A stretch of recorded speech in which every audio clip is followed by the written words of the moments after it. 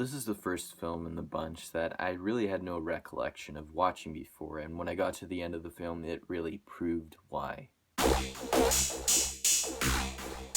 A Nightmare on Elm Street 4, The Dream Master, is directed by Renny Harlin and continues the story of Kristen as the film takes place not too far from where the last film left off.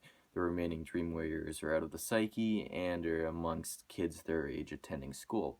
So one thing you'll notice right away about this film is that Patricia Arquette did not come back to reprise her role as Kristen, as I believe she was pregnant at the time. I'm not sure, but she was dearly missed. And though she did get on my nerves so much in the last film with all her screaming, her replacement Tuesday Night was just not all that good, and that goes for most of the actors and actresses in this film.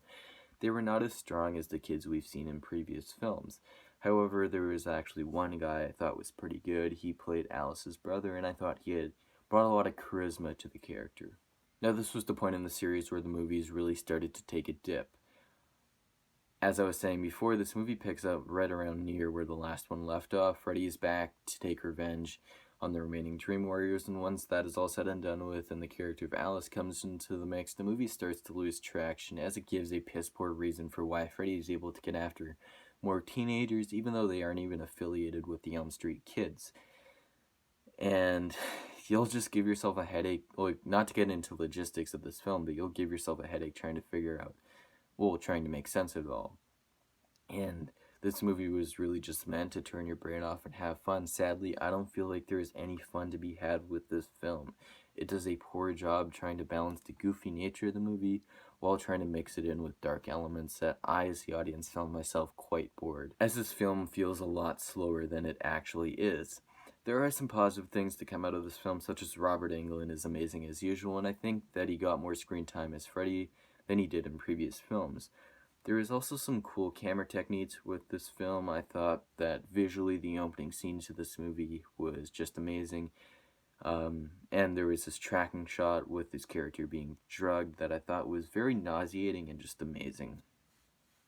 But the standout for me in this film was this time loop dream, which I thought was just amazing. It was kind of like this one scene that kept repeating itself, and it really did feel like there was this never-ending dream going on, so it was pretty neat. But these few positive things cannot save this movie. From a dog pissing fire to Freddy on a beach, when it came time to really matter and care about the character of Alice as she's losing all these people around her, there's really no substance there. As well as the climax of the film, though visually amazing once again with these souls escaping Freddy, it gave no explanation to why this is happening, and the fight scene was totally cheesy. This script just felt totally thrown together, and this movie just pushed out, and I can't recommend it at all unless you're marathoning through the series.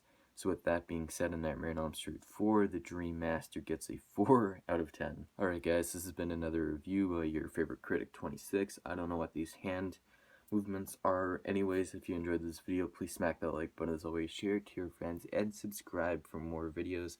My next review will be of A Nightmare on Elm Street 5, The Dream Child, so look out for that in a couple of days. So yeah, I'll see you guys next time. Peace.